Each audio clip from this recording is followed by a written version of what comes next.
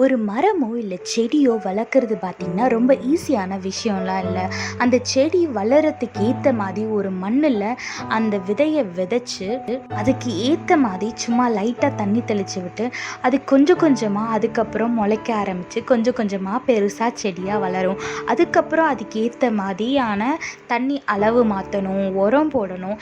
இந்த மாதிரி stage by ஸ்டேஜாக தான் அந்த மரமோ செடியோ வளரும். இன்றைக்கி விதையை விதைச்சிட்டு நாளைக்கு எனக்கு ஒரு மரம் வேணும், அந்த மரத்துலேருந்து ஒரு ஆப்பிள் வேணும் அப்படின்னா அது நடக்காது. இதே மாதிரி தாங்க நம்மளோட வாழ்க்கையில் ஏசப்பா ஒரு சில வாக்குத்தத்தங்களை நம்மளுக்கு கொடுத்துருப்பாரு. ஏசப்பா கொடுத்தா அது நிச்சயம் நடக்கும். ஆனால் அதுக்குன்னு ஒரு டைம் இருக்குது.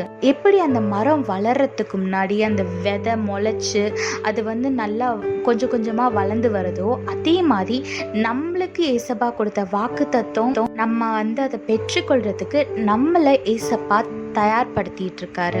எப்படி அந்த செடிக்கு அது விதையா இருக்கும் போது தண்ணி லைட்டா தெளிச்சு விட்டா போதும், ஆனா அது கொஞ்சம் கொஞ்சம் வளர வளர அதோட தண்ணியை ஊத்துற அளவு அதிகமாக்கிட்டே போகணும். அதே மாதிரி தான் நம்மளோட வாழ்க்கையில ஏசப்பா வாக்குத்தத்தம் கொடுத்த உடனே அதை அப்படியே விட்டுறக்கூடாது.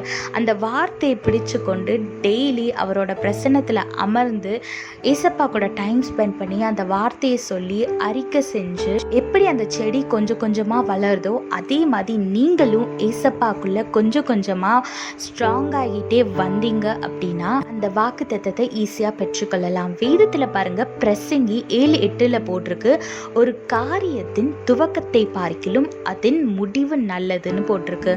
ஆமாங்க, இன்னைக்கு நம்ம விதைச்ச உடனே அது அடுத்த நாளோ இல்ல அடுத்த வாரமோ அது மரமா வளர்ந்துராது. சின்ன விதை தானே, செடி தானே அப்படின்னு தான் இருக்கும். ஆனா அது ஒரு நாள் வளர்ந்து கனி தரும் போது நம்மளுக்கு ரொம்ப சந்தோஷமா இருக்கும், பயனுள்ளதா இருக்கும். ஸோ அதனால ஏசப்பா தந்த எந்த ஒரு வாக்குத்தத்தமும் என் வாழ்க்கையில் நடக்கல, என் வாழ்க்கை ஒரு ப்ராக்ரஸே இல்லாம இருக்கு அப்படின்னு நீங்க நினைக்கவே நினைக்காதீங்க. ஏசப்பா உங்களை தயார்படுத்திட்டு இருக்காரு.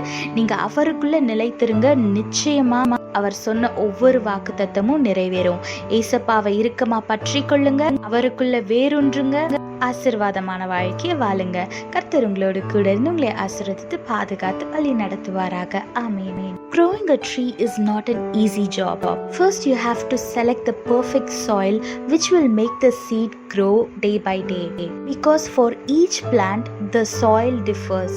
So you have to select the soil according to the plant which you are planning to grow, and then you have to put the seed inside the soil and you have to water it according to the size of the plant, because when it's small you can pour small amount of water, but when it's growing day by day you have to increase the quantity of the water. Same goes with the fertilizer.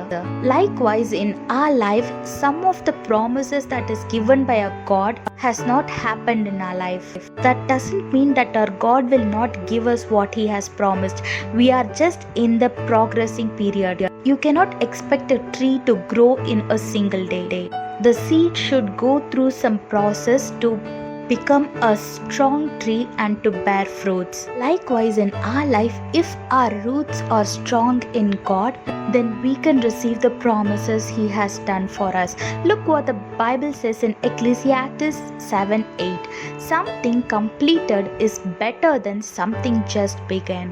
Yes, when the plant is very small, it might not seem very pleasing and satisfied, but when it grows into a tree and gives you fruit, you will be very happy and satisfied.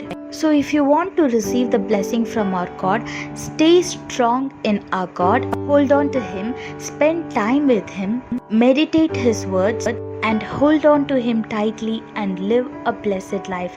God bless you all. Have a blessed day. Amen.